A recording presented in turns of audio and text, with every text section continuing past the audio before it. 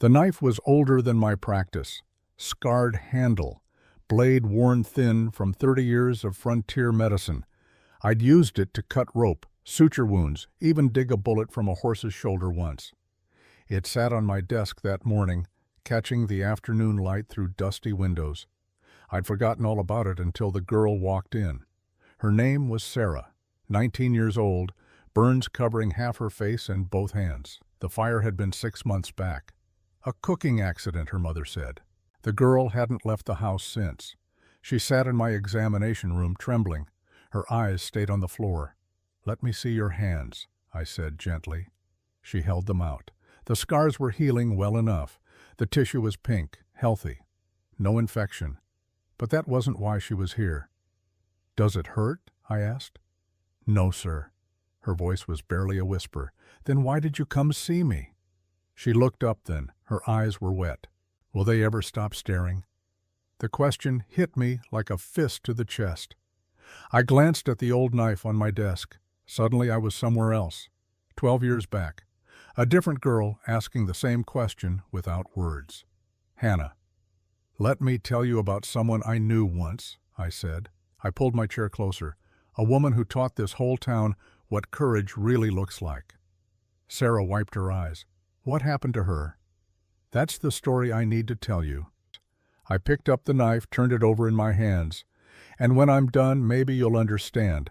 Some scars don't heal with medicine, they heal with something stronger." The girl settled back in her chair, waiting. So I began. Her name was Hannah Weber. This was back in the summer of 1882. Reedridge was smaller then, maybe 120 souls scattered across the prairie like seeds that hadn't quite taken root. The town was dying slow, everyone knew it. Young folks were leaving for Denver, for California, for anywhere with a future. The sheriff figured if we didn't get more families, we'd dry up completely. So he made a law. Every unmarried man would choose a wife. Every unmarried woman would stand to be chosen. No exceptions. He called it civic duty. Most folks called it desperate. But nobody argued, not out loud anyway. Hannah lived in a small cabin on the east edge of town, just her and her mother, Eleanor. Her father had been gone 8 years by then, drowned in a spring flood trying to save some family's wagon. I'd known James Weber. Good man, strong as an ox, gentle as a lamb. He'd been the town blacksmith, taught his daughter everything he knew about strength and patience. But Hannah's mother remembered him differently. Eleanor had loved her husband fierce. When he died, something in her broke. She looked at Hannah and saw James's face, the same broad shoulders, the same solid frame, and she couldn't bear it, so she turned mean. That morning, Hannah woke to her mother's voice cutting through the dark. "Get up, this instant." Hannah's eyes flew open. Her heart pounded hard. The sun wasn't even up yet, just gray light creeping through the cracks in the cabin walls. Her mother stood in the doorway, arms folded, eyes cold as January. "The sheriff's called all the girls," Eleanor said. Her voice was sharp as broken glass. "Every last one. They're choosing wives today." She moved closer. Hannah pulled the thin blanket tighter. "A fine day for most families," her mother went on, "but not for me. No man in his right mind would choose you." The words landed like stones. "You'll still go," Eleanor said. "You'll stand there with the rest, so I'm not shamed for keeping you hidden at home." Hannah's throat went tight. "Mama, don't." Her mother's hand came up, warning. "You'll go, you'll stand there, and when no one picks you, maybe you'll finally understand what you are." She turned and walked out. Hannah sat there in the gray light. Her hands shook. She wanted to disappear, just fold into nothing and blow away. But there was no escape from this day. I saw her that morning. I was making my rounds, checking on old Mrs. Patterson's rheumatism. Hannah was at the town well, drawing water. Her bucket was heavy. She struggled with the rope. A little boy sat nearby in the dust. He was crying, holding his knee. Blood trickled down his shin. People walked past him. They glanced, shook their heads, kept moving. Nobody stopped. Hannah set down her bucket. She knelt beside the boy. "Hush now," she said softly. Let me see. The boy sniffled. He showed her the scrape. Dirt clung to the cut. Hannah tore a strip from her own shawl.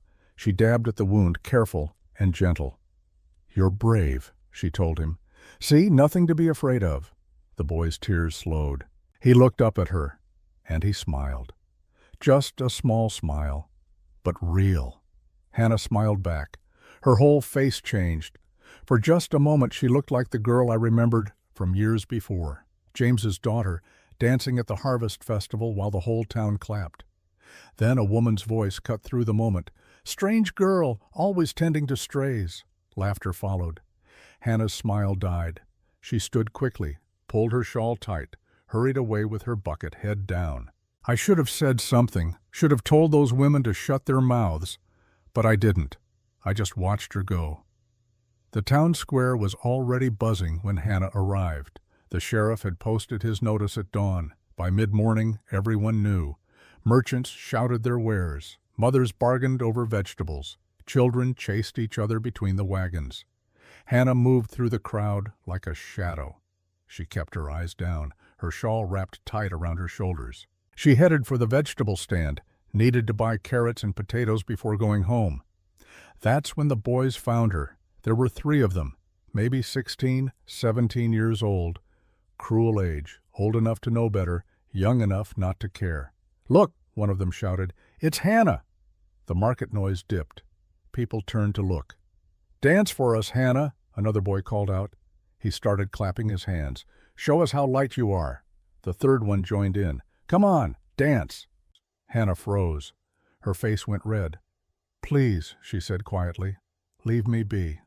They circled closer, grinning like wolves.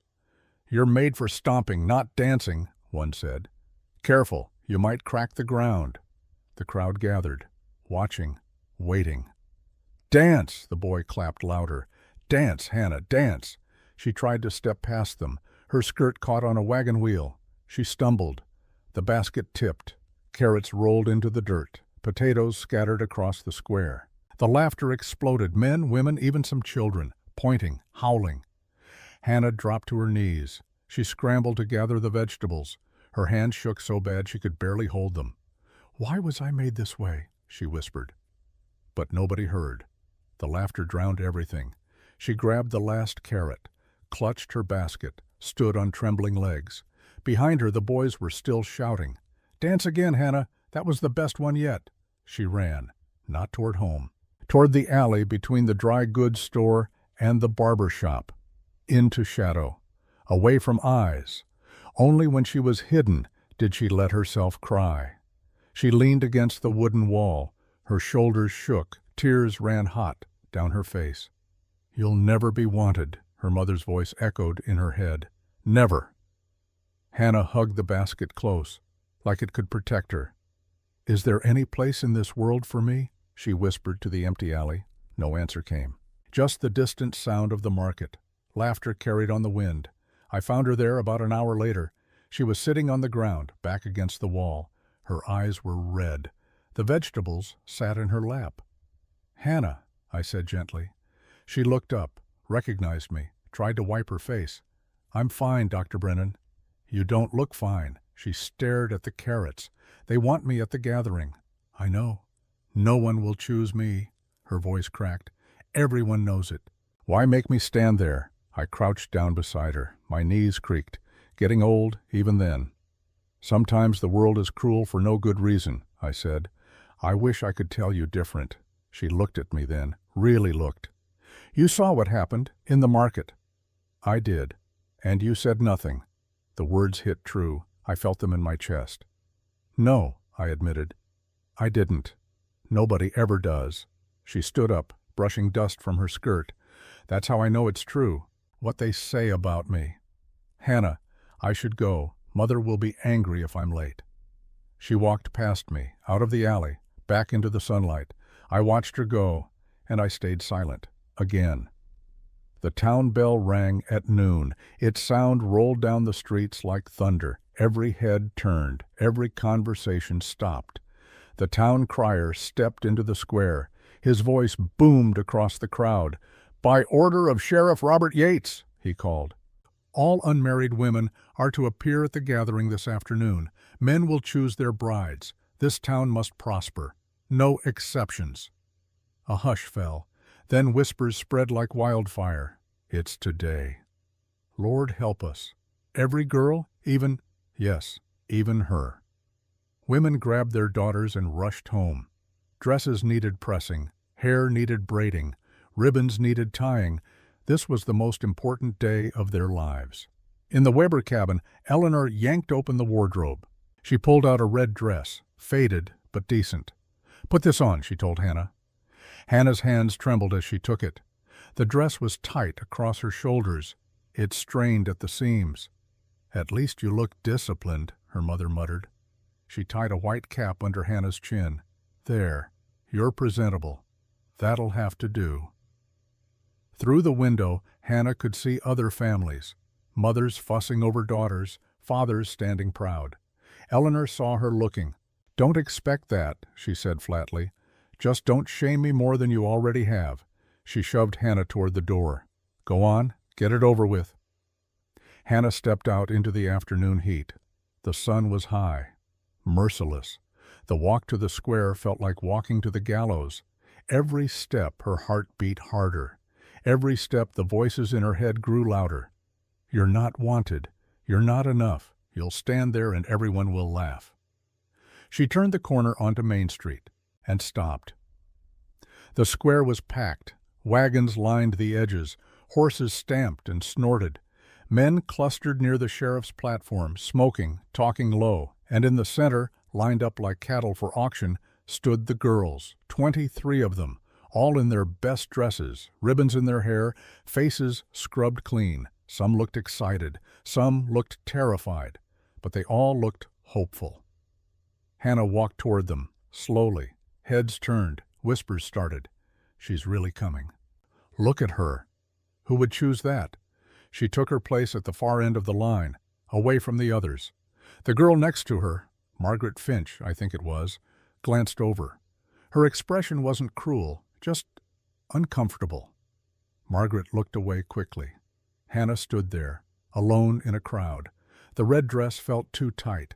The cap pressed against her temples. The sun beat down. Her mother watched from the edge of the square, arms folded, face hard. Hannah closed her eyes. She prayed. "Please, just let it be over quickly. Please." The sheriff climbed onto the platform. His boots hit the wood with heavy thuds. Silence fell over the square. "People of Reedridge," he called out. His voice carried across the crowd. "You know why we're here. This town is dying. We need families. We need children. We need a future." He gestured to the line of women. "These women stand ready. By law, every man will make his choice today." Murmurs rippled through the crowd. "We'll start with our strongest," the sheriff continued. He looked toward the back of the crowd. "Bring him forward." The crowd parted. And that's when I first saw Samuel Thornton. He was the tallest man in Reedridge. Maybe the tallest man I'd ever seen. 6'4" at least, shoulders broad as a barn door, hands scarred from ranch work. He walked through the crowd like a mountain moving. His face was weathered, sun-dark. His eyes were distant, empty. He didn't want to be there. The sheriff smiled. "Samuel Thornton, you'll set the example. Choose your bride." Samuel stopped at the base of the platform. He looked at the sheriff. His voice was quiet but firm. "I came here for no marriage." The crowd went still. The sheriff's smile faded. "You'll do your duty. The law demands it." "I owe no law my heart." Gasps spread through the square. Some folks looked eager now, smelling a fight.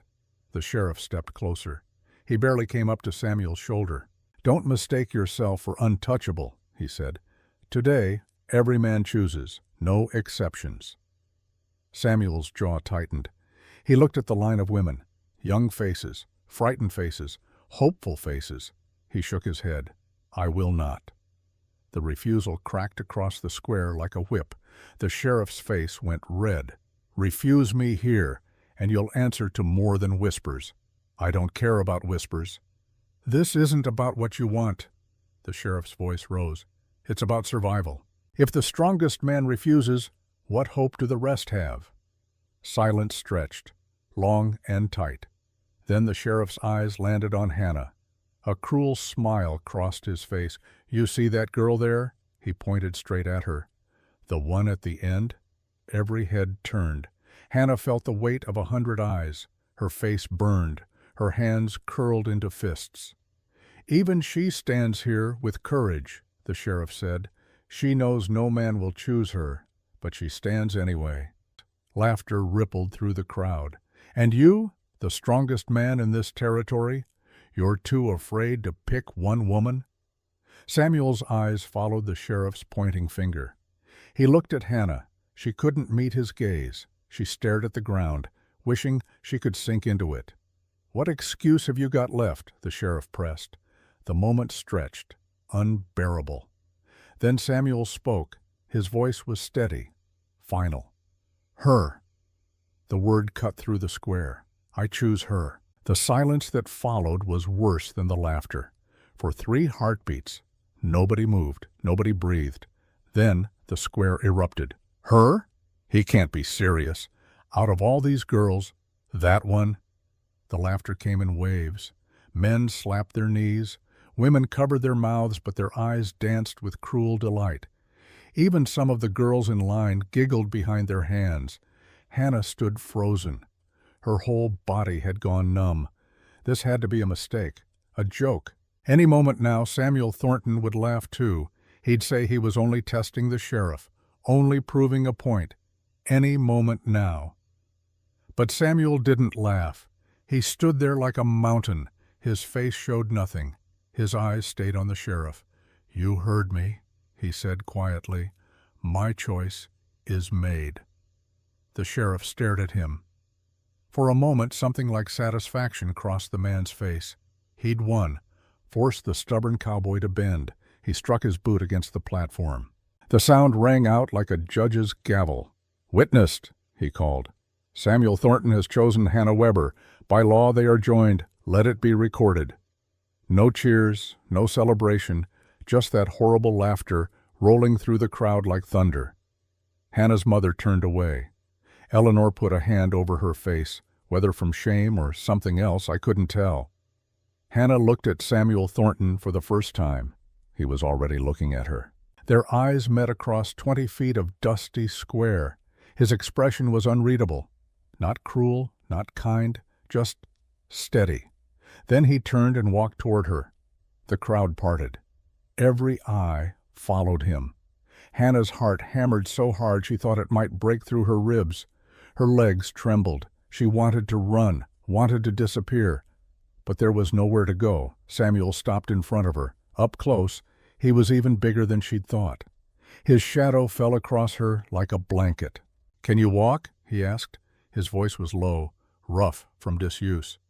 Hannah managed a tiny nod. "Then come on." He didn't offer his hand, didn't touch her, just turned and started walking. Hannah followed because she didn't know what else to do. The walk through town felt endless. Behind them, the gathering continued. Other men stepped forward. Other names were called. But Hannah heard none of it. All she heard was the whispers following her like flies. "Poor fool doesn't know what he's done. Give it a week. He'll regret it. Probably drunk, has to be. Look at her. Can't even walk straight." Hannah kept her head down. Her feet stumbled over ruts in the road. The red dress clung to her back, soaked with sweat. Samuel walked ahead, long strides, silent. He didn't look back to see if she was keeping up. The town fell away behind them. The noise faded. Soon there was just the sound of their feet on packed earth and the wind moving through prairie grass. Hannah risked a glance upward. The land stretched out forever. Rolling hills covered in golden grass, sky so blue it hurt to look at. The road wound between scattered trees, heading west toward the mountains. It was beautiful. It was terrifying. She was alone with a stranger, a man who'd chosen her for reasons she couldn't fathom, going to a place she'd never seen. "Where are we going?" The words slipped out before she could stop them. Samuel didn't turn around. "The ranch." "How far?" 3 miles. Then silence again. Hannah's throat went tight. 3 miles. And then what? What would happen when they arrived? What did he expect from her? Her mind spun with dark possibilities. She'd heard stories, girls forced into marriages with cruel men, women trapped on isolated ranches with no escape. What if he'd only chosen her to mock her? What if this was all some elaborate humiliation? What if— "You afraid of me?" Samuel had stopped walking. He stood in the middle of the road looking back at her. Hannah froze. I don't— You should be honest." He studied her face. "If you're afraid, say so." She swallowed hard. "Yes." He nodded once, like he'd expected that answer. "I won't hurt you," he said. "That's not why I chose you." "Then why did you?" The question hung between them. Samuel was quiet for a long moment. His eyes moved past her, back toward town, back toward something she couldn't see. "Because you stood there," he said finally, "when everyone told you that you shouldn't, when you knew what they'd say. You stood there anyway." He turned and kept walking. Hannah stood in the road, confusion swirling through her. That was his reason? She'd stood in a line like she'd been ordered to? It made no sense. But she followed him anyway. The ranch came into view as the sun started its descent toward the horizon. It sat in a shallow valley. A solid house, wood frame, painted white once but now weathered to gray. A barn twice the size of the house. Corrals and fencing spreading out across the land. A windmill turned slowly in the breeze. It was bigger than Hannah had expected. Better kept. The fence posts were straight. The barn roof looked new. This was a working ranch, a successful one. Why would a man with all this need a wife? Samuel opened the gate and held it while she passed through. His hand never touched her. They crossed the yard. Chickens scattered. A dog barked from somewhere behind the barn. Samuel climbed the porch steps and opened the door. "After you," he said. Hannah stepped inside. The house was clean, spare, but clean. A main room with a fireplace, a kitchen area with a cast-iron stove, a table with 2 chairs. Sunlight came through windows that had been washed recently. No dust on the mantel, no dishes in the basin. A man lived here, but a careful man. Samuel set his hat on a peg by the door. "Bedroom's through there." He pointed to a door on the left. "You'll take it." Hannah's stomach clenched. "And you?" "I'll sleep in the barn." She blinked. "The barn?" "Got a cot out there, more comfortable than it sounds." He moved to the kitchen, filled a cup with water from a pitcher. Drank it in 3 long swallows. "There's blankets in the chest," he continued. "Food in the cellar. Help yourself to whatever you need." He set the cup down, looked at her directly. "You're not a prisoner here. You can leave any time you want. I won't stop you." Hannah stared at him. "Leave? Go where?" "Town. Your mother's house. Anywhere." He shrugged. "Sheriff got what he wanted. A choice was made. But I won't hold you to it if you don't want to stay." The words should have been comforting. Instead, they made her feel more lost than ever. Where would she go? Back to her mother's cruelty? Back to the market boys and their mockery? At least here, she was alone. "I'll stay," she heard herself say. "For now." Samuel nodded.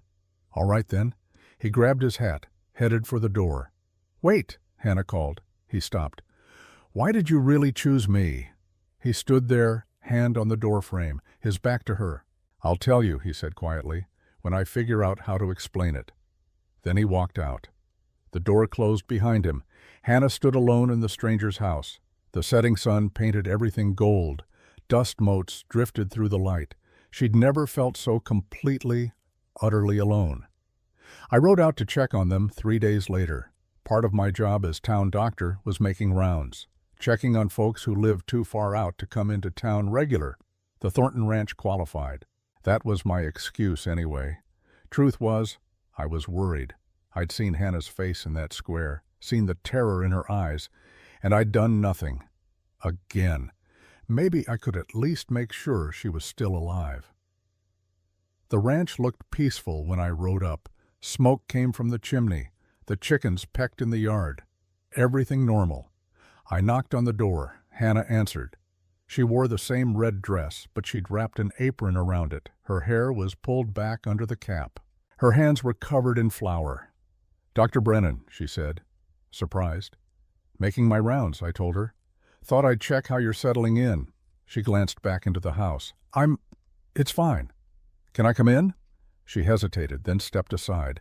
The house smelled like burning. A pan sat on the stove, smoke rising from something black and crusty inside. Hannah saw me looking. Her face went red. I was trying to make bread, she said quietly. I'm not very good at this yet. Takes practice, I said gently. Where's Samuel? Out with the cattle. He's been gone since dawn. I set my bag on the table, pulled out my stethoscope just to look official. How's he treating you? She fumbled with the apron strings. He doesn't talk much. He works all day, sleeps in the barn. We barely see each other. Has he hurt you? No. She looked shocked at the suggestion. No, he's kind, in his way. Last night I dropped a plate and it shattered. I thought he'd be angry, but he cleaned it up. Told me there were more plates in the cupboard, like it didn't matter. She sat down heavily in one of the chairs. I don't understand him, she said. I don't understand any of this.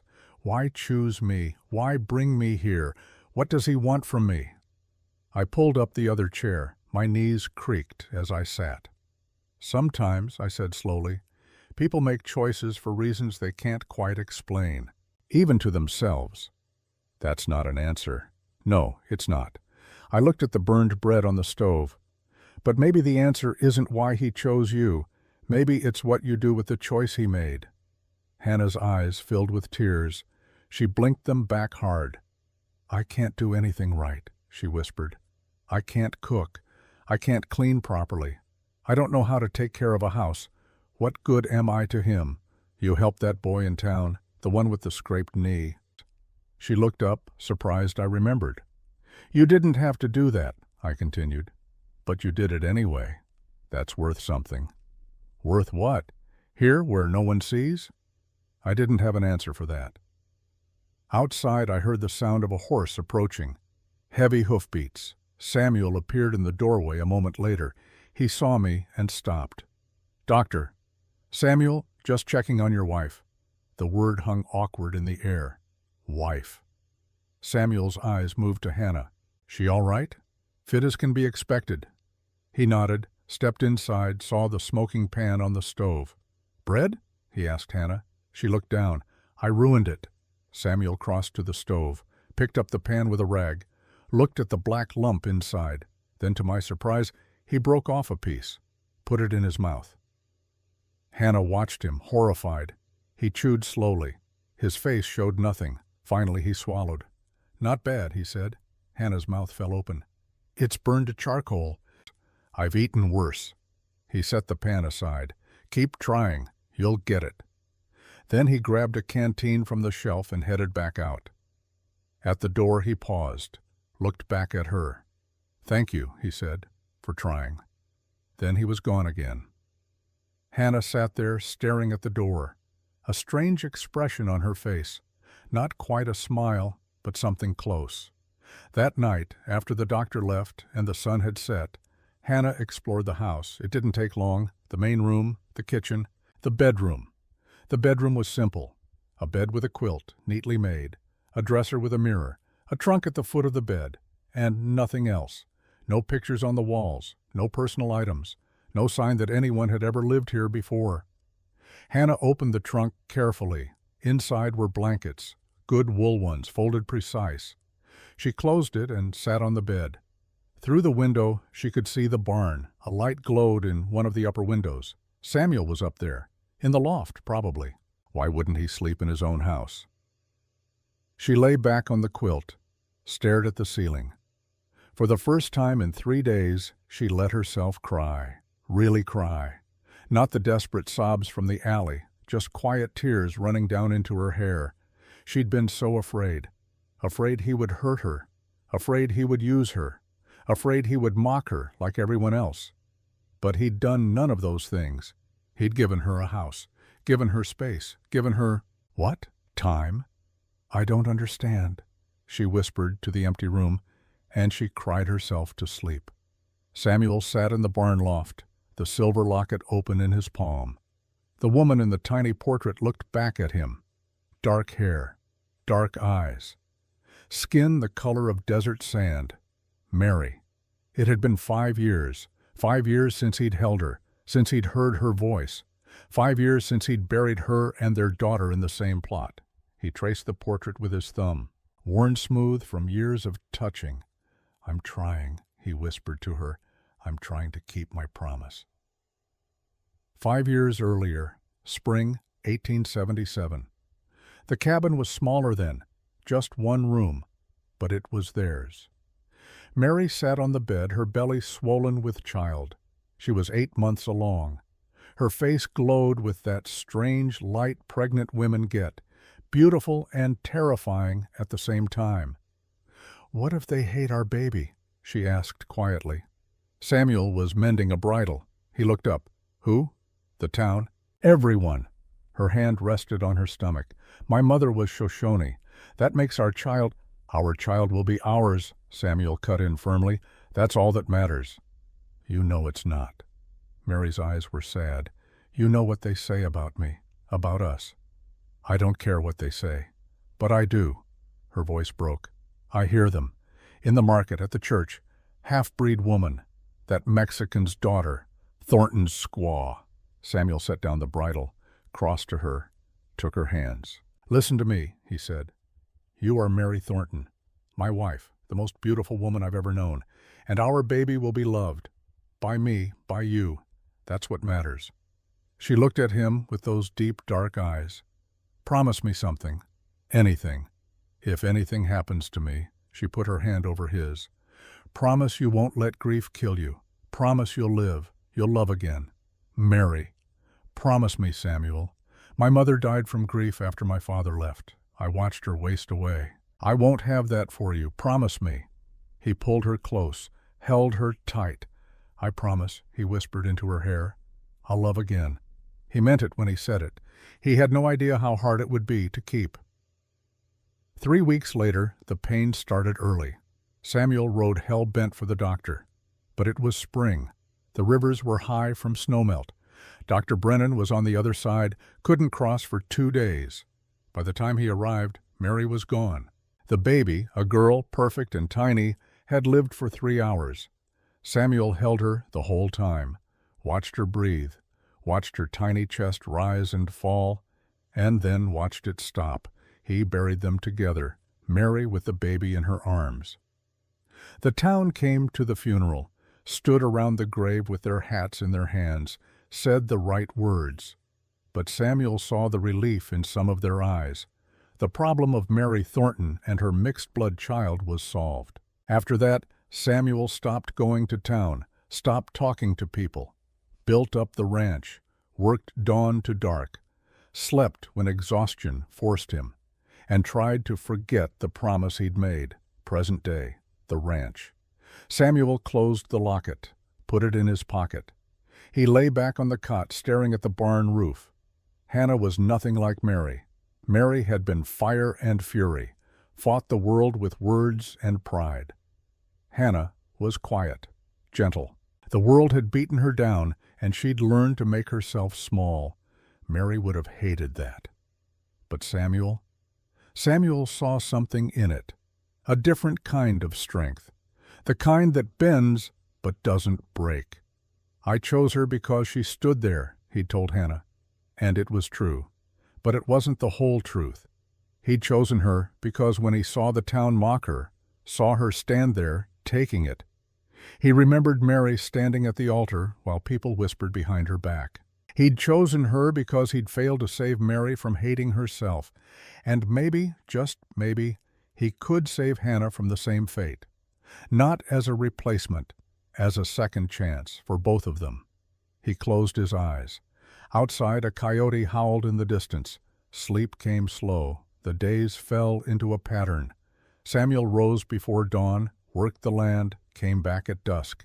Hannah tried to keep the house, tried to cook, failed more often than she succeeded. But Samuel ate whatever she made, never complained. Sometimes even thanked her. They barely spoke, but slowly, so slowly Hannah almost didn't notice, the silence changed. It stopped being uncomfortable, started being almost peaceful. 1 week after she arrived, Samuel came to the house mid-morning. Hannah was hanging laundry on the line. She turned, surprised to see him. "Something wrong?" she asked. "Need help bringing the cattle closer to the barn," he said. "Storm coming in a few days. Want them near." Hannah nodded. "What do you need me to do?" He looked at her for a long moment. "Can you ride?" Her stomach dropped. "A horse?" "That's generally how it works on a ranch." No, I've never." "Then today you'll learn." Hannah's hands twisted in the wet sheet she was holding. "I don't think that's a good idea." "Why not?" "I'll fall. I'll hurt the horse. You'll be fine." He was already walking toward the barn. "Come on." Hannah stood frozen for a moment. Every instinct screamed to refuse, but something about the way he said it, not a command, not a request, just certainty. She followed. The horse was a mare, reddish-brown with a white blaze, calm eyes.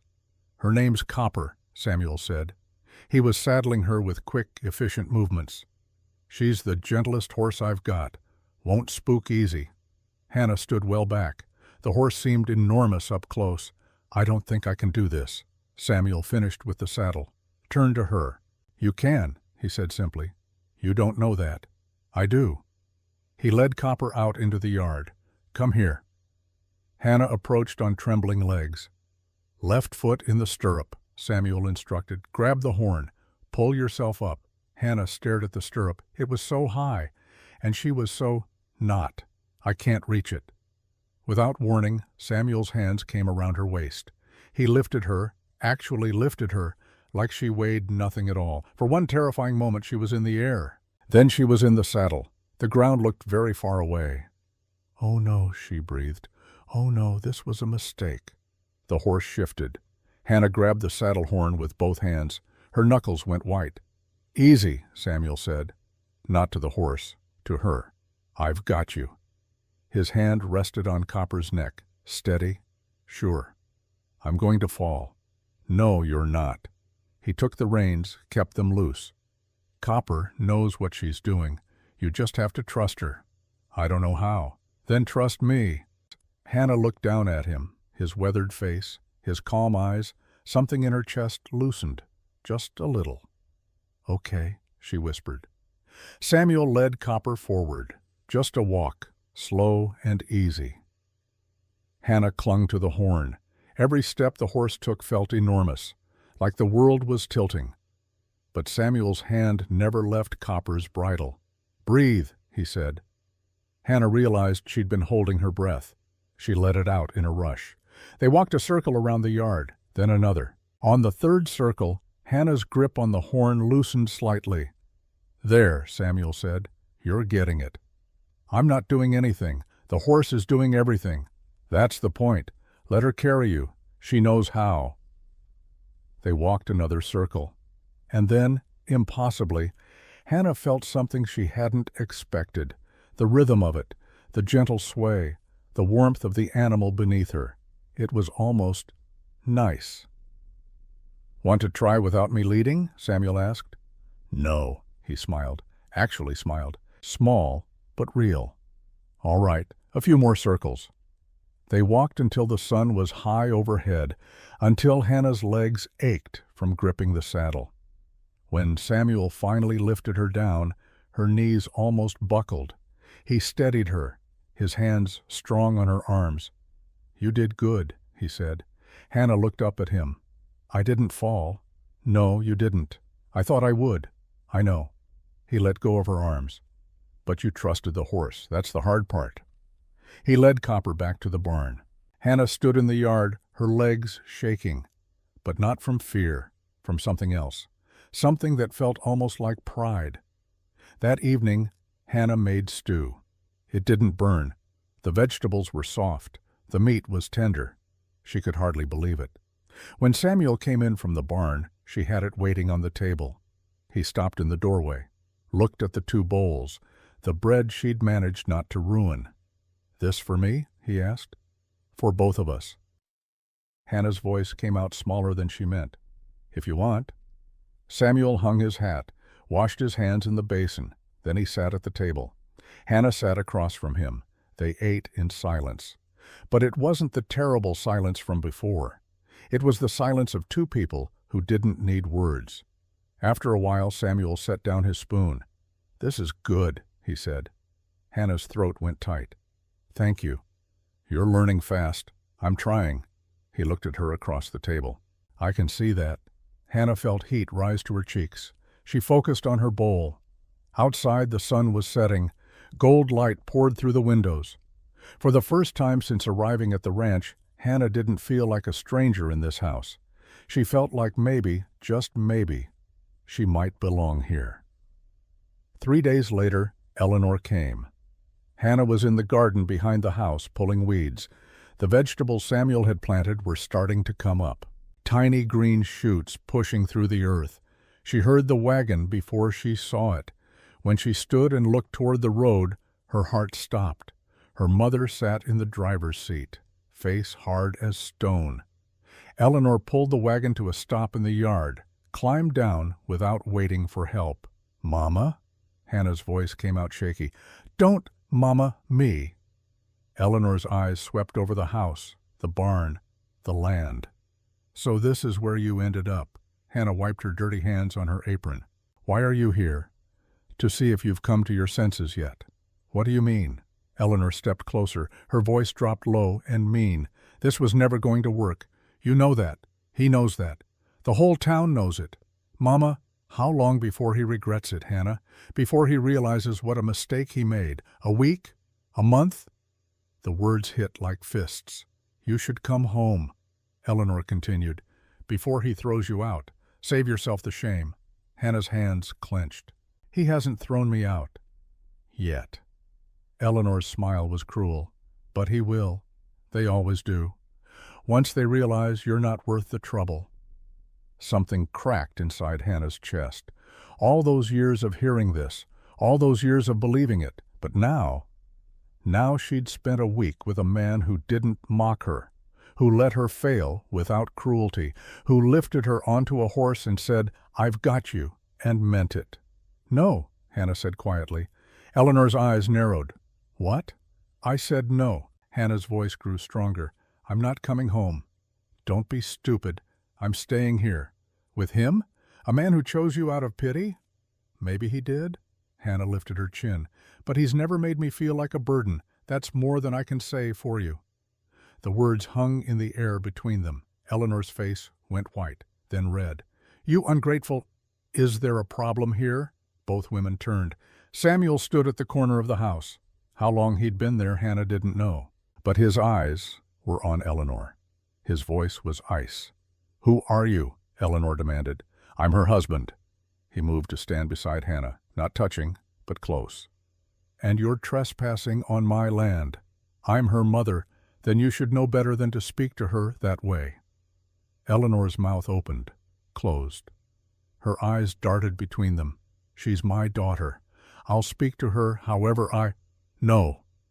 Samuel's voice cut through hers. "You won't. Not here. Not anymore." The silence stretched, tight as a rope. Eleanor looked at Hannah. "This is your choice?" Hannah's heart pounded, but she nodded. "Yes." "Then you're a fool." Eleanor climbed back onto the wagon. "Don't come crying to me when it all falls apart." She snapped the reins. The wagon lurched forward. Hannah watched her mother disappear down the road, dust rising in her wake. Her whole body was shaking. "You all right?" Samuel asked quietly. Hannah shook her head. "No, didn't think so." He stood there beside her, silent, steady. After a long moment, Hannah whispered, "Thank you." "For what?" "For telling her to leave." Samuel looked down at her. "Nobody talks to you like that. Not on my land." Then he walked back toward the barn. Hannah stood alone in the yard. The sun was warm on her face. The garden smelled like earth and growing things.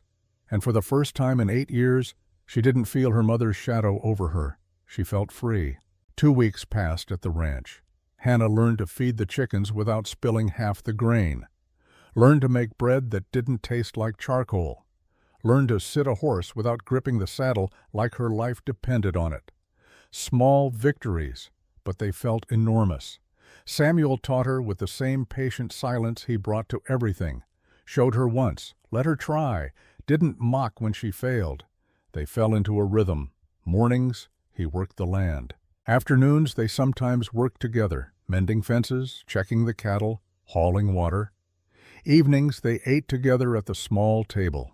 They still didn't talk much, but the silence had become comfortable, almost companionable. Hannah started to feel like maybe she could do this strange arrangement, this quiet life. Then she found the nursery. It was a Thursday afternoon. Samuel had ridden to the far pasture to check on a sick cow, said he'd be gone most of the day. Hannah decided to clean, really clean. The kind of deep cleaning her mother used to do every spring.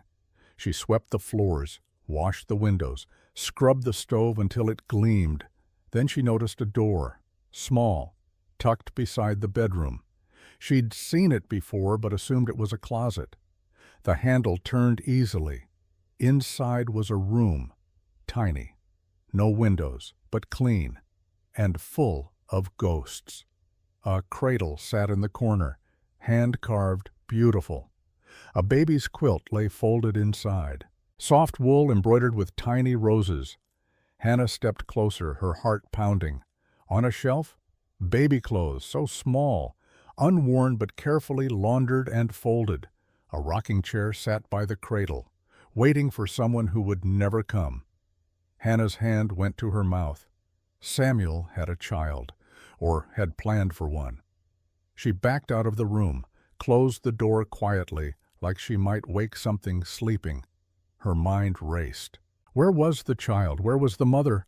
All these weeks, and he'd never mentioned them. She thought of the way he slept in the barn, the way the bedroom had no personal items, the way he seemed to move through the house like a guest in his own home. He wasn't just alone. He was haunted. Samuel returned at dusk. Hannah had dinner waiting. Venison stew, biscuits. They ate in silence. But tonight it felt different. Heavy. Finally, Hannah couldn't bear it anymore. "I found the room," she said quietly. Samuel's fork stopped halfway to his mouth. He set it down carefully. "The nursery." "Yes." He was quiet for a long time, just staring at his plate. "I should have told you," he said finally. "You don't have to?" "I had a wife." His voice was flat, empty. "Mary. She died 5 years ago. Childbirth." Hannah's heart clenched. "The baby?" she whispered. "Lived 3 hours." He stood abruptly, walked to the window, his back to her. "A girl. I named her Rose before she—" He didn't finish. Hannah sat frozen, not knowing what to say. What could anyone say to that? "I'm sorry," she managed. "Not your fault." "Still, I'm sorry." Samuel stood there, silhouette against the darkening window. His shoulders were tight, rigid. "Is that why you chose me?" Hannah asked softly. "Because you lost them?" He turned to look at her then, really look at her. "No," he said, "Mary and you're nothing alike." The word should have stung, but something in his tone said it wasn't an insult. "Then I don't understand." Samuel crossed back to the table, sat down heavily. For a long moment he just looked at his hands, rough, scarred hands that had held a dying baby. "Mary was strong," he said quietly, "fierce. She fought the world every day, fought against what people said about her, about us." "Why? What did they say?" "She was educated, spoke 3 languages, read more books than anyone in that town. Her father was Mexican, her mother Shoshone. Made her different, made people uncomfortable." He picked up his coffee cup, didn't drink, just held it. "She hated that they judged her, hated that I couldn't make them stop. We fought about it. She wanted to leave, find somewhere she could belong." "Why didn't you? This land was mine, my father's before me. I thought if we just stayed, if we just proved ourselves, they'd come around." His jaw tightened. She died believing they were right, that she was cursed for being different, that God took our baby as punishment. Hannah's eyes burned. "That's not true." I know, but I couldn't make her believe it. He finally looked at Hannah. I watched her hate herself, and I couldn't stop it, couldn't save her from it. The silence stretched. When I saw you in that square, Samuel continued, saw them mock you, saw you standing there taking it, I saw someone else being destroyed by cruelty. He set the cup down. But you're not Mary. She would have fought them, screamed at them. You didn't. You just endured. Helped that boy even though you knew they'd laugh. That's different. That's not weakness. That's a different kind of strength. Hannah's throat went tight. I chose you because I couldn't save her, Samuel said quietly, but maybe I could help you. Maybe I could show you what I couldn't show her. That their words don't have to be true, that you can be exactly who you are and still have worth. Tears spilled down Hannah's cheeks. I'm not a charity case, she whispered. I know, and I'm not a savior. He met her eyes.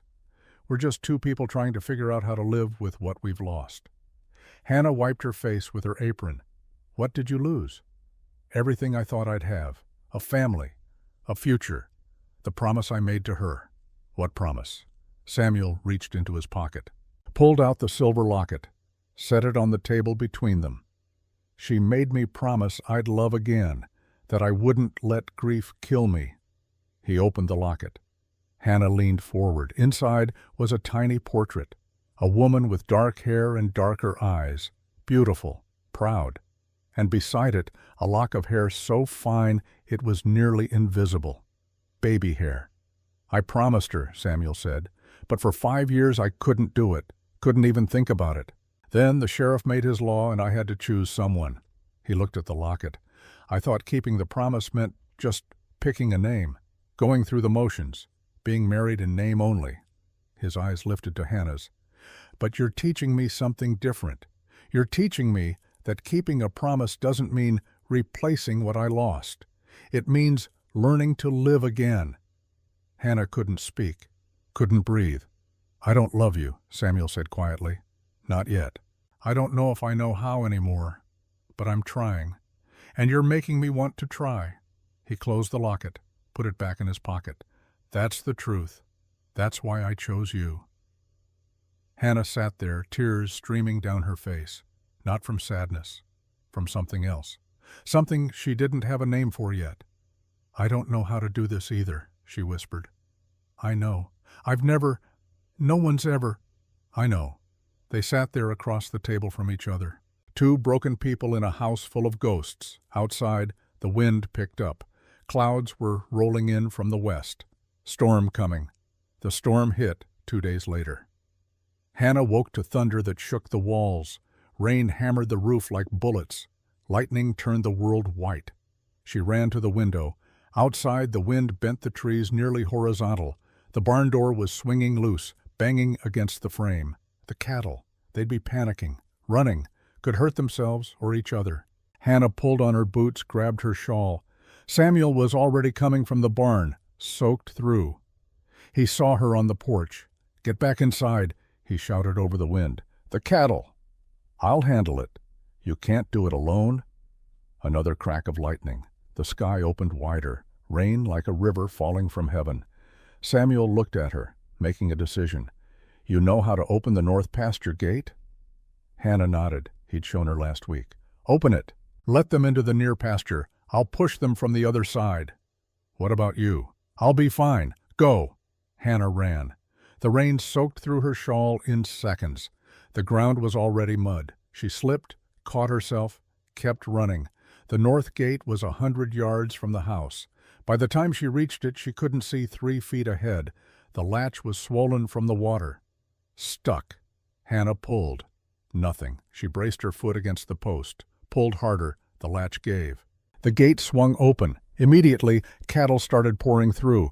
Big dark shapes in the rain, their eyes rolling white with fear. Hannah pressed herself against the fence. Let them pass. Counted them. 15, 20, 25. Where was Samuel? Thunder cracked directly overhead. The earth shook. Then she saw him, on horseback, driving the last of the cattle toward the gate. A calf had broken off. running the wrong direction. Samuel wheeled his horse, went after it. Hannah saw what he didn't see. The fence post ahead was cracked, leaning, about to fall. "Samuel!" she screamed. He couldn't hear her over the storm. Hannah ran, toward the post, toward the calf, toward Samuel. She reached the calf first, grabbed its rope, pulled it back toward the herd. The calf fought her. 300 pounds of terrified animal. But Hannah held on. She'd spent 2 weeks learning to be strong, learning that she could do more than she thought. She pulled the calf through the gate. Samuel rode up beside her, dismounted in one smooth motion. "You got it," he had to shout to be heard. "The post was falling. I saw. You saved—" The barn door flew off its hinges, crashed into the yard. They both turned. "We have to secure the barn," Samuel yelled. "Can't lose the hay." They ran together through the mud and rain. For the next 2 hours, they fought the storm, securing doors, moving hay to keep it dry, calming terrified animals. Hannah worked beside Samuel without thinking. When he needed rope, she handed it to him. When he needed another pair of hands to hold a beam, she held it. They didn't speak, didn't need to. They just moved together like parts of the same machine. By the time the worst of the storm passed, they were both soaked to the bone, covered in mud, exhausted. They stood in the barn, breathing hard. Outside, the rain had softened to a steady patter. Samuel looked at Hannah, really looked at her. "You didn't panic," he said. Hannah shook her head. "Didn't have time. You saved that calf and me. You would have seen the post. Maybe, maybe not." He smiled, small but genuine. "You were brave out there." Hannah felt something warm bloom in her chest. "My father used to say that iron doesn't break under pressure. It changes shape, gets stronger. Your father was a smart man." "He was." Hannah looked down at her muddy dress. "He died in a flood trying to save people." "I'm sorry." "He always helped people, even when it cost him." She met Samuel's eyes. "I thought if I was like him, if I was good and kind, people would—" "But they didn't. Their blindness isn't your fault. I know that now." She looked around the barn, at what they'd accomplished together. "You're teaching me that." Samuel was quiet for a moment. "You're teaching me something too," he said finally. "What?" "That I'm not dead yet." The words hung between them. Thunder rumbled in the distance. The storm was moving on. They walked back to the house through the rain, not running now, just walking, side by side. That night they sat by the fire, both wearing dry clothes, drinking coffee. Hannah had made it. It was actually good this time. "Tell me about him," Samuel said. "Your father." So Hannah did. She told him about James Weber, the blacksmith with hands big enough to palm a horseshoe, the man who'd taught her to read using the Bible and dime novels, who'd let her work the bellows in the forge even though her mother said it wasn't proper. "He used to say I was strong like him," Hannah said softly. "When I was little, I believed it. Then he died and Mother, she changed, started seeing me differently." "How?" "I look like him, have his build, his face." Hannah stared into the fire. After he was gone, she couldn't look at me without seeing what she'd lost. It made her angry, bitter. Samuel nodded slowly. "Grief makes people cruel sometimes. Is that what happened to you, after Mary?" "I went numb instead of cruel, shut down, stopped feeling anything." He looked at her. "You're the first thing in 5 years that's made me feel something besides empty." Hannah's heart hammered. "What do you feel?" "Hope. Maybe. I'm not sure yet." He set down his coffee cup. "What about you? What do you feel?" Hannah thought about it, really thought. "Like I'm waking up from a long sleep," she said finally. "Like I'm remembering how to be human instead of just surviving." "That's good." "Is it?" "Yes." Samuel stood, walked to the fireplace, rested his hand on the mantel. "Hannah, there's something you should know." She waited. "I'm still in love with Mary. Part of me always will be. The words should have hurt, but they didn't." "I know," Hannah said, "but I'm learning that you can carry the past without letting it bury you. You're showing me that." He turned to face her. "I don't know what this is between us. I don't know what it'll become, but I'm grateful you're here. I want you to know that." Hannah stood, cross to him. They stood there in the firelight, closer than they'd ever been. "I'm grateful too," she whispered. For a moment she thought he might touch her, might close the distance, but he didn't, just nodded once. "Get some rest. Tomorrow we'll fix what the storm damaged." Then he headed for the door. At the threshold he paused. "Hannah?" "Yes?" "You were right about the iron. Pressure makes it stronger." Then he was gone into the night.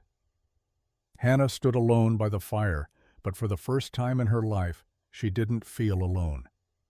3 days later, a rider came.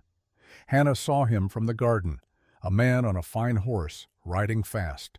He pulled up in the yard, dismounted smooth and easy. He was younger than Samuel, maybe 30, handsome in a sharp-featured way. His clothes were expensive, his boots polished. Hannah didn't recognize him. Samuel emerged from the barn, stopped when he saw the visitor. "Cord!" The name was said like a curse. The man, Cord, smiled. It didn't reach his eyes. "Thornton, heard you got yourself married. Came to offer congratulations." "We don't need them." "Now, is that any way to greet a neighbor?" Cord's eyes found Hannah, looked her up and down. "So this is the woman, the one the whole town's talking about." Hannah felt her face flush.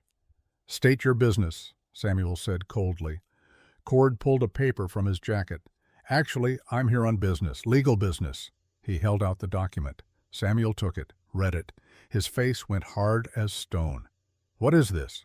"Exactly what it looks like. A challenge to your marriage." Hannah's stomach dropped. "What?" Cord turned to her, that false smile still in place. "You see, Miss Weber— oh, pardon me, Mrs. Thornton, there's some question about the legality of your marriage." "On what grounds?" Samuel's voice was ice. "On the grounds that it wasn't properly consummated, that you and the lady here live as strangers, not husband and wife. That makes it a false marriage, which means your claim to this land you inherited through marriage rights from your first wife, is now in question." Hannah's blood went cold. "That's a lie," Samuel said. "Is it? You sleep in the barn, Thornton. Everyone knows it. You two barely speak. You have separate lives under the same roof." Cord's smile widened. "I have witnesses willing to testify, including the good doctor who's been making his rounds out here. I felt sick when I heard about this later. Cord had twisted my medical visits into evidence of a sham marriage." "Dr. Brennan said no such thing," Samuel growled. "Doesn't matter what he said. Matters what he'll say in front of a judge." Cord tucked the paper back into his jacket. "See, if your marriage is proven false, your claim to this land goes back into question, and I've got a prior claim filed. This ranch would become mine." "You scheming—" "Careful, Thornton. Threats won't help your case." Cord climbed back on his horse. "You've got 2 weeks to prove your marriage is real. Otherwise, I'll see you in court, and I'll see you off this land." He tipped his hat to Hannah. "Ma'am, pleasure to meet you." Then he rode off, leaving dust and destruction in his wake. Samuel stood there, the veins in his neck standing out, his fists clenched. Hannah walked over to him. "Samuel?" "He's been trying to get this land for 3 years," Samuel said quietly. "Since Mary died. He knows the law, knows that without a proper marriage, my claim is weak." "But we are married." The sheriff witnessed a choosing, not a marriage. Samuel's jaw worked. "Cord's right. We're not—" He couldn't say it. Hannah understood. They'd been living like strangers, roommates at best. "What do we do?" she asked. Samuel looked at her, really looked at her. "There's only one thing we can do. We go to town. We prove to everyone that this is a real marriage, that we chose each other." Hannah's heart started to pound. "Go to town? To the people who—" "I know," his voice softened. "I know what I'm asking, but it's the only way." Hannah thought of the square, the laughter, the mockery. Going back there was her worst nightmare. "What if we just tell the truth?" she said. "That we're becoming something? That it's real, even if it's not traditional? You think a judge will care about that? Or Cord?" Samuel shook his head. "No, we have to show them, publicly, that we're a real couple." He took a breath. "There's a harvest festival in 2 weeks. The whole town will be there, if we go together. If we show them, they'll laugh at us? Probably. They'll say terrible things. Yes. Then why would we do it? Samuel looked at her with those steady gray eyes. Because I won't let Cord take this land. This is my home, my father's home. Mary's grave is on this land. He paused. And because you deserve better than hiding. You deserve to stand tall and let them see who you really are. Hannah's hands were shaking. I don't know if I can. You faced down a storm, saved a calf and probably me. You can do this. That was different. No, it wasn't. He moved closer. You're stronger than you think, Hannah. I've watched you.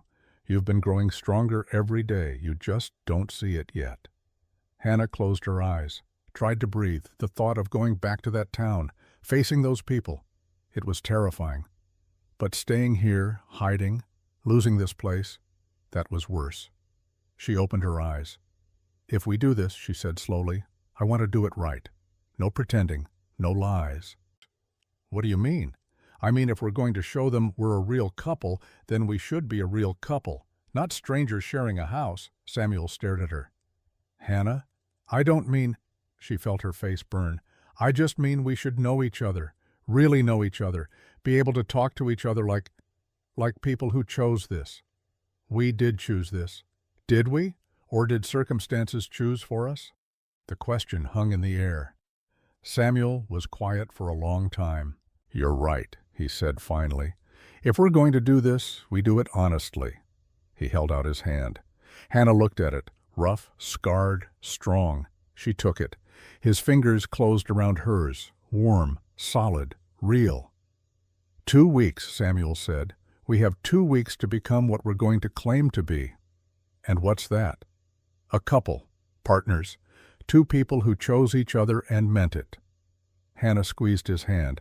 I'm terrified. Me too. But you'll be with me when we go back? Every step. Hannah nodded. Decision made. Then let's do it. Let's show them who we really are. Samuel pulled her closer, not quite an embrace, but closer than they'd ever been. Who are we? He asked quietly. Hannah thought about it, about these weeks on the ranch, about learning to ride and cook and stand tall, about this man who'd chosen her when no one else would, who'd been patient when she failed, who'd stood beside her in a storm. We're 2 people who were broken, she said, and we're teaching each other how to be whole again. Samuel's eyes held hers. That's the truth. Then that's what we'll show them.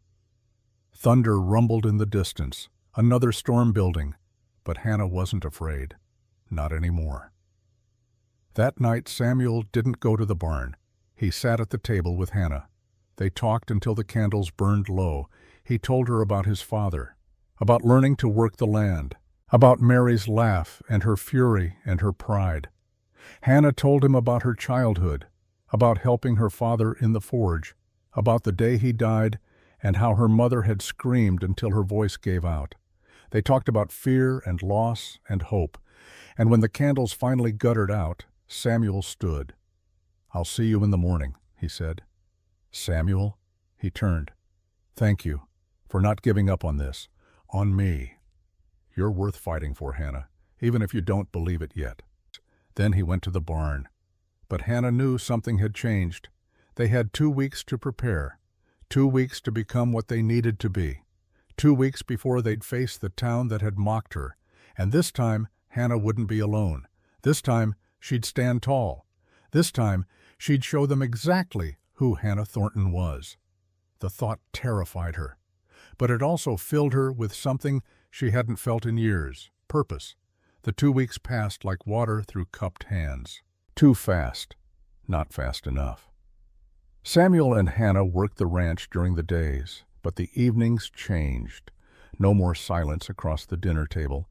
They talked about everything and nothing, about the weather and the cattle, about books Hannah had read and places Samuel had been, about Mary and James and the people they'd lost. They talked until they knew each other's voices in the dark. Samuel moved his cot from the barn to the main room of the house, not into the bedroom, but closer. Small steps, but they mattered.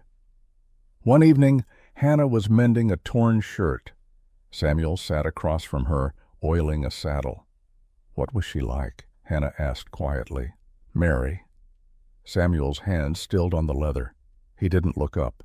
"She was fire," he said finally. "When she loved something, she loved it fierce. When she hated something, same. No middle ground with Mary." "Did she love you fierce?" "Yes." A small smile crossed his face. "Fought with me fierce, too. We were oil and water sometimes, but it worked, until it didn't." Hannah set down her mending. "Do you wish I was more like her?" Samuel looked at her then. "No? Why not?" "Because you're you, and that's what I need right now." He went back to the saddle. "Mary would have burned this whole town down for looking at her wrong. You endure, you bend, but don't break. That's not weaker. It's different." "It feels weaker." "Feels and is are two different things." He set aside the oil. "You rode out in that storm, saved that calf, stood up to your mother. That's not weakness." Hannah picked up the shirt again, tried to thread the needle. Her hands were shaking. "What if I can't do it?" she whispered. "What if I get to that festival and I freeze? What if I shame us both?" Samuel stood, crossed to her, took the needle and thread from her trembling hands. He threaded it in one smooth motion, handed it back. "Then we'll deal with it together," he said simply. "But I don't think you'll freeze. I think you're braver than you know." Their fingers touched as she took the needle. Neither pulled away. "I'm afraid," Hannah said. "Good. Means it matters." Samuel's voice was gentle. "Courage isn't not being afraid. It's being afraid and doing it anyway." Hannah looked up at him. "Is that what you're doing? Being brave?" "I'm trying. You make it easier." "How?" "Because I'm not doing it alone anymore." He squeezed her hand once, then went back to his chair. Hannah watched him work. This man who'd chosen her when no one else would, who'd been patient when she failed, who was teaching her that she could be more than what the world said she was. She was falling in love with him. The realization hit her like lightning. She was falling in love with Samuel Thornton. And in 2 days, she'd have to stand in front of the whole town and prove it. The morning they left for town, Hannah stood in front of the small mirror in the bedroom. The red dress from the gathering had been washed and mended. She wore it now with a clean white apron. Her hair was braided and pinned up under a fresh cap. She looked like a respectable rancher's wife. But inside, she was that same terrified girl who'd stumbled in the market. "You ready?" Samuel stood in the doorway. He dressed in his good shirt, brushed the dust from his hat, shaved that morning. He looked almost formal. "No," Hannah said honestly. "Good. If you were ready, I'd think you were fooling yourself." He held out his hand. "Come on, wagon's packed." Hannah took his hand. They walked out together. The wagon waited in the yard. Samuel helped her up onto the seat, climbed up beside her. For a moment they just sat there, looking at the ranch, the house, the barn, the land stretching out in all directions. "This is worth fighting for," Samuel said quietly. "Yes." He flicked the reins. The horses started forward. The road to town had never felt so long or so short. I was in my office when I saw them coming. Through the window, I watched the wagon roll down Main Street. Samuel driving. Hannah beside him, spine straight. My stomach twisted with guilt. Cord had used my visits against them, twisted my doctoring into evidence of a sham marriage. I should have spoken up immediately, should have told the judge that Cord was lying. But I'd stayed silent. Again, always silent. I grabbed my coat and headed for the door. Not this time. The Harvest Festival filled the town square. Bunting hung from every post. Hay bales served as seats. Long tables groaned under pies and preserves and roasted meat. Children ran between the wagons, shrieking with laughter. And in the center, a platform had been built for dancing. A fiddler tuned his instrument. An accordion player tested his keys. The whole town was there. When Samuel's wagon appeared, conversation stopped, heads turned, eyes stared.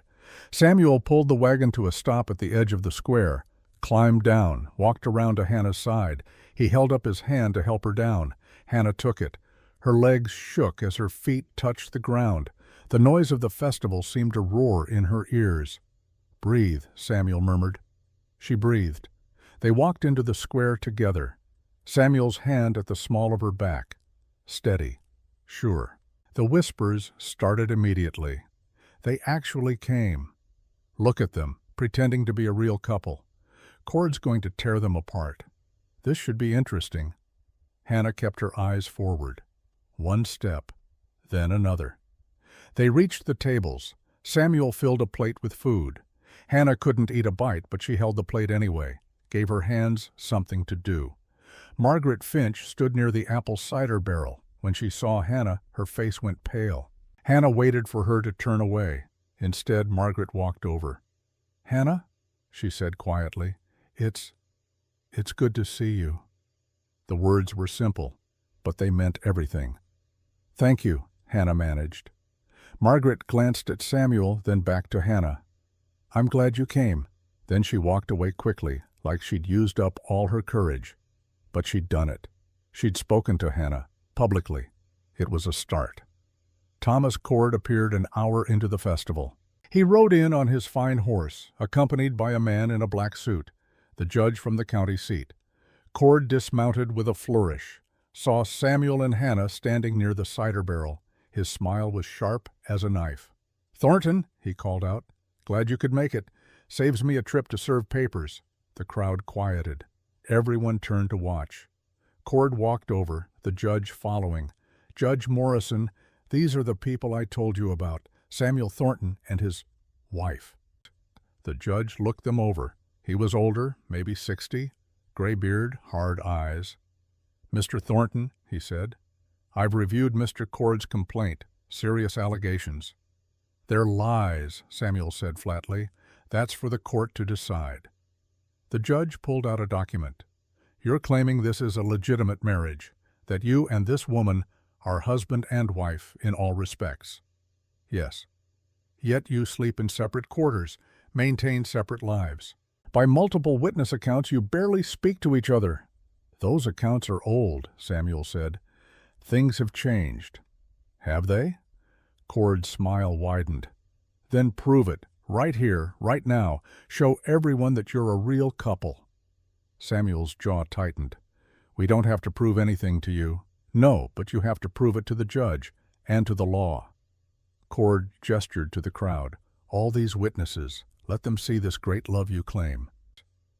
Murmurs rippled through the festival. People pressed closer. Hannah felt trapped, surrounded. Every eye on her. This was the market all over again, the gathering. Every moment of mockery in her life concentrated into one terrible point. The judge looked at Hannah. "Ma'am, do you love this man?" Hannah's mouth went dry. Did she love Samuel? Yes, she did. She'd realized it days ago. But saying it here, in front of everyone, with them all waiting to laugh, Her voice cracked. She's terrified," Cord said smugly. "Because it's not real. This whole thing is a sham to keep the land." "That's not true." The words burst from Hannah before she could stop them. Everyone stared. Hannah's heart pounded. But she'd started. She had to finish. "It wasn't real at first," she said. Her voice shook but grew stronger. "When he chose me, I didn't understand why. I thought it was pity or a joke or something cruel." Samuel stood beside her, silent, letting her speak. "But he's been kind to me, patient. He's taught me things. She swallowed hard. "He's the first person in 8 years who's made me feel like I matter." "Pretty words," Cord sneered. "But words are cheap. Show us. Prove this marriage is real." Hannah's hands clenched. "How?" "Dance with him." Cord gestured to the platform. "Married couples dance together. If you're really his wife, dance with your husband." The crowd went still. Hannah's blood turned to ice. Dance. The word that had haunted her. The boys in the market forcing her to perform. The laughter when she fell. "Dance, Hannah, dance." "No," she whispered. "See?" Cord turned to the judge. "She won't even—" "I'll dance." The words came from Hannah's own mouth. She was as surprised as anyone. Samuel looked at her sharply. "Hannah, you don't have to." "Yes, I do." She turned to face him. "I've been hiding my whole life, running from their laughter, making myself small so they wouldn't notice me." Her voice grew stronger. "But I'm not small. I'm not nothing. You've been showing me that for weeks, and I'm tired of letting them make me feel like I am." She held out her hand. "Dance with me, Samuel. Not for them, for us." Samuel stared at her. In his eyes she saw surprise, and pride, and something else.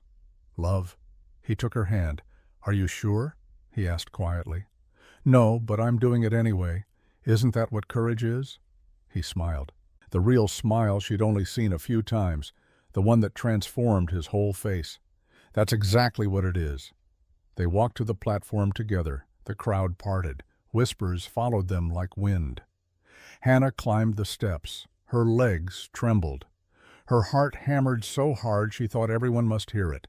Samuel stood beside her. His hand found hers. "I've got you," he said. The fiddler looked uncertain. "What should I play?" "Something slow," Samuel said. "Something we can follow." The fiddler lifted his bow. Music filled the square. Samuel's arms came around Hannah's waist. Steady, sure. She put her hands on his shoulders, felt the strength there, the warmth. "Look at me," he said quietly. "Not at them. At me." Hannah lifted her eyes. Samuel's face was close to hers, weathered by sun and time, but kind, so kind. "Just follow me," he said, "like riding copper. Trust the horse. Trust me." He moved. She moved with him. 1 step, 2 steps, 3. Her foot caught. She stumbled. The crowd gasped. Hannah's face burned. This was it, the moment they'd laugh, the moment she'd prove them all right. But Samuel didn't let her fall. His arms tightened around her, held her steady. "You're all right," he murmured. "Keep going." Hannah found her footing, kept moving. The music swelled. They turned in a slow circle. Her red dress swirled around her ankles. She could feel every eye on her, could hear the whispers. But Samuel's voice was in her ear. "You're doing it. You're dancing." And she was, not gracefully, not like the other women who'd learned this as girls, but she was dancing. With a man who'd chosen her, who'd been patient with her, who'd taught her she could be more than what the world said. The music built. Samuel spun her gently. Hannah's breath caught. For just a moment she was weightless, free. She laughed. The sound surprised her. Genuine joy in the middle of her terror. Samuel pulled her back close. His eyes were bright. "There she is," he said softly. "There's the woman I married." Hannah's eyes filled with tears. "I love you." The words slipped out, unplanned, unstoppable. Samuel stopped moving. Right there in the middle of the dance, the music played on around them. "Say that again," he said. "I love you." Hannah's tears spilled over. "I know it's fast. I know we barely know each other. But I love you, Samuel Thornton. You saved me. Not from the town, from myself." Samuel's hand came up to her face. Rough fingers, gentle touch. "I love you too," he said. "Took me a while to recognize it, but it's true. You brought me back to life, Hannah." Then he kissed her, right there in the square, in front of everyone. His lips were warm against hers. The kiss was soft, brief, but it said everything words couldn't. When he pulled back, Hannah was crying, but not from sadness, from joy, pure, unexpected joy. The music had stopped. The square was silent. Samuel turned to face the crowd, Hannah at his side. "You wanted proof?" he called out. "There's your proof. This woman is my wife, in every way that matters, and I'll fight anyone who says different." The silence stretched. Then, impossibly, someone started clapping. Hannah turned. It was Margaret Finch, standing near the front of the crowd, clapping slowly but surely. Another person joined in, then another, not everyone. Some people turned away in disgust. Some muttered and shook their heads. But enough to matter. The judge cleared his throat. "Mr. Cord, I've seen what I needed to see. This marriage appears legitimate. Your claim is denied." Cord's face went purple. "That proves nothing. They could be acting—" "Enough!" The judge's voice was sharp. "I've made my ruling. The land stays with the Thorntons." He turned and walked away. Cord stood there, fists clenched. His eyes promised this wasn't over. But for now, he'd lost. I'd been standing at the edge of the crowd watching it all unfold. When Cord started to slink away, something in me snapped. All these years, all these times I'd stayed silent, not anymore. "Wait," I called out. Heads turned. I stepped forward.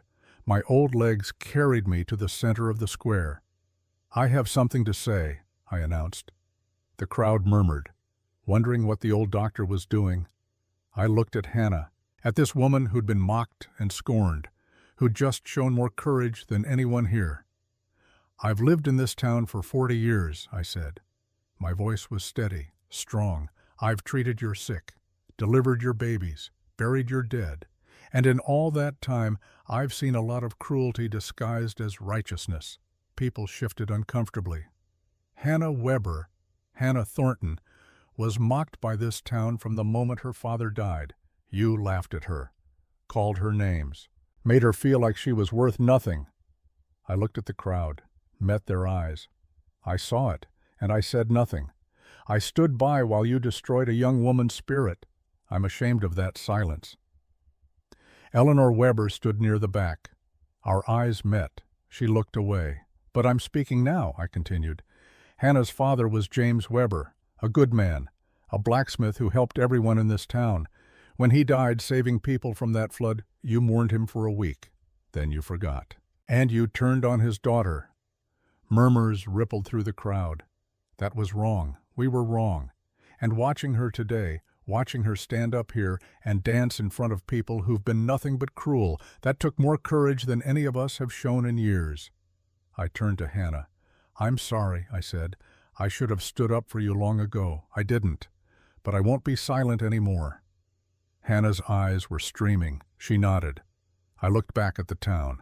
"You can choose to keep mocking her, keep treating her like she's less than human. But you'll be doing it without me. I'm with the Thorntons now, and anyone who comes after them comes after me too." I stepped back. The square was dead silent. Then Samuel did something unexpected. He walked over to me, held out his hand. "Thank you, Doc." I shook it. My hand trembled, but my heart was steady. For the first time in 8 years, I'd done the right thing. The festival continued, but the mood had shifted. Some people left early, disgusted or uncomfortable, but others stayed, came over to speak to Hannah and Samuel. Margaret Finch brought them cider. "I'm sorry," she whispered to Hannah, "for not saying something sooner." "You said something today," Hannah replied. "That's what matters." Deputy Lucas approached, hat in hand. "Mr. Thornton, Mrs. Thornton, just want you to know, if Cord causes any more trouble, you let me know." Samuel nodded. "Appreciate that." Even Sheriff Yates came over. He looked older than I remembered, worn down by the weight of his choices. "I was wrong," he said quietly, "about the law, about forcing marriages. I thought I was saving the town, but I was just trying to fix my own pain." He looked at Hannah and Samuel. "You two did something I couldn't. You chose each other honestly, made something real out of a terrible situation." He tipped his hat. "I'm glad it worked out." Then he was gone. The sun was setting. Golden light painted everything warm. Samuel and Hannah stood together at the edge of the square, his arm around her shoulders, her head resting against his chest. "We did it," Hannah said softly. "You did it. That was all you." "No, it was us." She looked up at him. "I couldn't have done it alone." "You're stronger than you think." "Maybe, but I'm stronger with you." They stood there as the light faded. Two people who'd been broken, who'd found each other in the worst circumstances, who'd built something true and good out of pain. The music started up again. Couples moved onto the platform to dance. This time, no one mocked them. This time, Hannah and Samuel were just another couple, dancing under the stars, together. They left town as the moon rose. The wagon rolled through the darkness, toward home, toward the ranch that was truly theirs now. Hannah leaned against Samuel's shoulder, exhausted, relieved, happy. "What happens now?" she asked. "We go home, we work the land, we build a life." Is it really that simple? No, but it's a start. He looked down at her. We'll have hard days. The town won't all come around. Some people will never accept us. I know, but we'll face it together. Hannah smiled. Together. The ranch appeared in the distance, dark against the darker sky, but lights glowed in the windows. Hannah sat up. Did you leave the lamps burning? No. They pulled into the yard. The front door opened. A woman stood silhouetted in the doorway. Eleanor. Hannah's mother stepped out onto the porch. Her face was drawn, tired. Samuel pulled the wagon to a stop, climbed down, helped Hannah down. They stood there, mother and daughter, 8 years of pain between them. Mama? Hannah said quietly. Eleanor's hands twisted together. I heard what happened at the festival. How? Whole town's talking about it. Eleanor's voice was rough, like she'd been crying. About what you did, about what the doctor said, about James. She looked at Hannah, really looked at her. I forgot, Eleanor whispered. I forgot that you're his daughter, that you have his strength, his kindness. I only saw what I'd lost. I never saw what I still had. Tears ran down her weathered face. I'm sorry, Hannah, for 8 years of cruelty, for making you feel worthless, for... Her voice broke. For everything. Hannah stood frozen. Part of her wanted to run to her mother. Part of her wanted to turn away. Samuel's hand found hers, squeezed gently. The choice was hers. Hannah took a breath. Then she walked to her mother. They stood on the porch. 2 women who'd hurt each other, who'd lost so much. I'm not ready to forgive you, Hannah said quietly. Not yet. You hurt me too badly for that. Eleanor nodded. I know. But maybe someday, if you're willing to try. I am. I want to try. Hannah nodded. Then we'll see. It wasn't a happy ending. Not yet. But it was a start. Eleanor left soon after, climbed back into her wagon, drove away into the night. But before she left, she hugged Hannah. Brief, awkward, but real. Hannah watched her go. Samuel stood beside her. You all right? He asked. I don't know yet. Ask me in a year. He smiled. Fair enough. They went inside together. Home. Present day. My office. Sarah sat across from me, tears streaming down her face. She danced, the girl whispered, even though she was terrified. She danced. Yes. Did it fix everything? Did the town accept her after that? I shook my head. Some did, some never did. But that wasn't the point. The point was she stopped living for their acceptance. She learned to stand tall, whether they approved or not. Sarah wiped her eyes. What happened to them? To Hannah and Samuel? I smiled. They're still here, still on that ranch. They have 3 children now, 2 boys and a girl. The ranch is thriving. And her mother? Eleanor died 5 years ago. She and Hannah never fully reconciled, but they talked. Sometimes it was enough. Sarah stood, walked to the window, looked out at the town. I've been hiding for 6 months, she said quietly, afraid to let people see these scars. I know. But Hannah faced people who'd been cruel to her for years, and she danced anyway. She did. Sarah turned to me. Hannah runs a shelter, you said? For women who need a place? She does. Out at the ranch. I pulled out a piece of paper, wrote down the address. If you want to meet her, she'd welcome you. Sarah took the paper, folded it carefully. I think I will.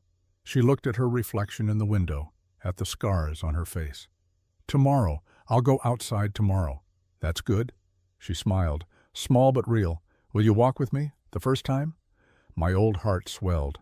I'd be honored. Sarah left. The door closed behind her. I sat alone in my office. The afternoon light slanted through the dusty windows. The old knife still lay on my desk. I picked it up, turned it over in my hands. So many memories attached to this simple tool, so many moments of silence when I should have spoken. But I'd spoken up that day at the festival, finally found my courage. It hadn't fixed everything, hadn't erased my years of cowardice, but it was a start. 3 months later. I rode out to the Thornton Ranch on a crisp autumn morning. Sarah sat beside me in the buggy. She'd been staying with Hannah for 2 weeks now, learning to work the land, learning to stand tall. When we pulled into the yard, Hannah emerged from the house. She was pregnant, 6 months along, glowing with it. She waved. Sarah waved back. Samuel came around from the barn, leading a horse. He saw us and smiled. I climbed down from the buggy. My old bones creaked. "Doc," Samuel called, "good to see you." "Just checking on my patient," I said, gesturing to Hannah. "I'm fine," Hannah laughed. "Stop fussing," but she let me check her anyway. Heartbeat strong, baby healthy. Sarah helped in the kitchen while I examined Hannah. "She's doing well," Hannah said, looking through the window at the girl, "learning fast. You're good for her. We're good for each other." Hannah's hand rested on her belly. Strange how that works. How broken people can help each other heal. Not so strange. You and Samuel proved that. Hannah smiled. He's teaching her to ride this afternoon, just like he taught me. Through the window, I watched Samuel talking to Sarah. Patient, kind, showing her how to approach the horse, the same way he'd taught Hannah years ago.